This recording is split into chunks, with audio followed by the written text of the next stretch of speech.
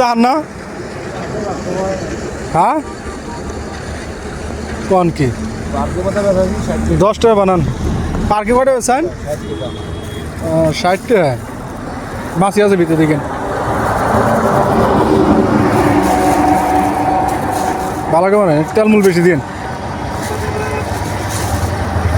আগে কি কোনো কাম কাজ করছিলেন নাকি হ্যাঁ মেলা কিছু করলাম তাই লাস্টে তারপরে এই যে দোকান ধরলাম প্রতিদিন কত আধা মানুষ বেচা হয় না না হয় না মনে হয় বেশি হয় তো ভালো মশলা পোষায় মালে পাওয়ার আগে 500 টাকা চানাচুর দিন তেলে কিন্তু 270 টাকা সরষেতে হ্যাঁ এটা মশলা এটা খরচ আছে